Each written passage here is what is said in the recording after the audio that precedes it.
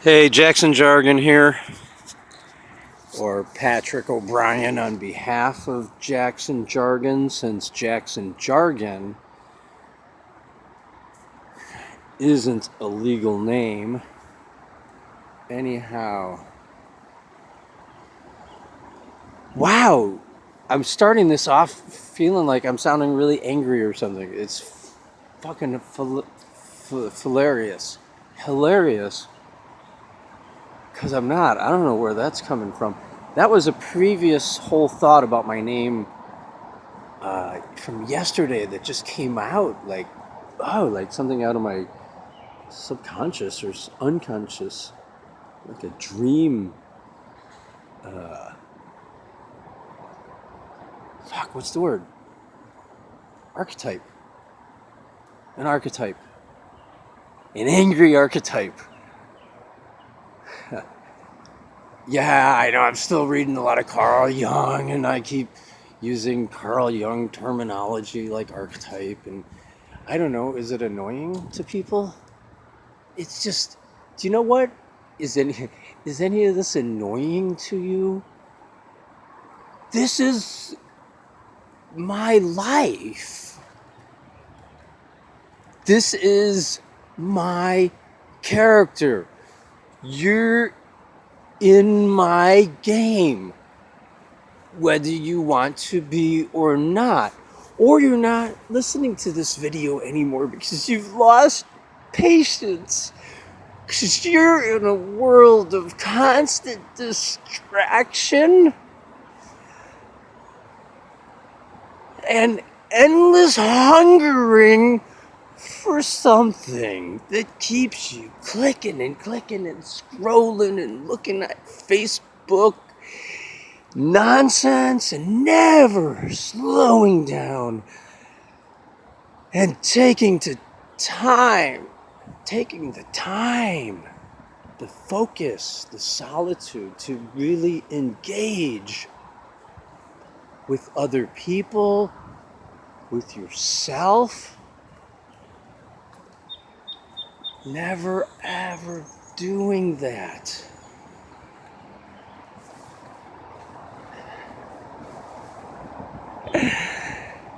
And that's why you're miserable and I'm not.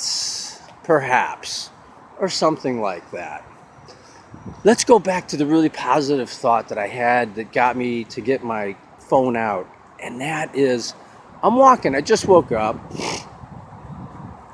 It rained last night. It really came down in San Francisco. You saw my earlier video with those clouds. Let me tell you, it did rain hard and heavy and windy, and there were wind warnings. I was looking at the weather info on my app on my phone. But anyways, I made it through. Umbrella was awesome. Umbrella tarp combo for the win. And so I'm walking on a path that is nearby me. This is the park I live in, guys. This is my morning. I just fucking rolled out of bed. Okay. This is where I've chosen to live. Technically, I suppose illegally, since camping is not allowed in this park. And I suppose that I am technically camping, which is against the law. Man's law, not my law. Not the game law. See, I've had to turn my life into a game of my own creation because there was no place for me in society after 50 years of trying. I have been an alien my entire life. And so, you know, in my game, certain laws of man are ignored because they're stupid. Or I mean, that one's stupid too, you know. God damn, I have to exist somewhere. You want me to just kill myself? I tried that when I was like 45. Okay? I sat in a bathtub for 6 hours, cutting and bleeding and coagulating and running hot water and trying to keep the wound open and bleeding long enough so that I'm not just sitting in a pool of blood and coagulants and having it stop, and finding it very hard to reopen and recut and slice through nerves and cells. And now, in the back of my mind, not wanting to fuck up my wrists too bad, because if this doesn't work, you know, like, do I really want to have to go to the hospital to get stitches? But that's, you know, if you cut the you really just don't really want to know what that experience is like. You really don't. It's the only thing in life that I fear is when I have the desire to end my own. And it's, I mean, like a desire. That's not a great word.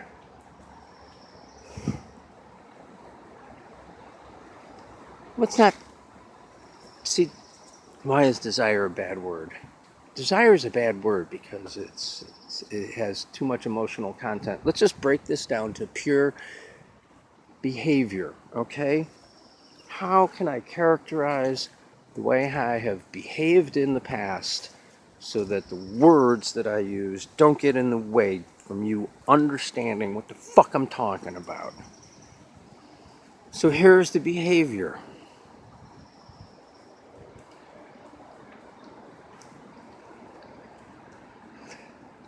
Imagine a guy that drives to work every Monday through Friday. And it's a 30-minute drive, at least. And on a bad day, an hour. But say 40 minutes, roughly, to work in the morning, and 40 minutes back. And then he's in his car all alone with his thoughts. And day after day after day after day, the car driving thoughts are the same. If I veer off the road here and crash into that telephone pole over there on the right that I pass every day in my drive, if I did that,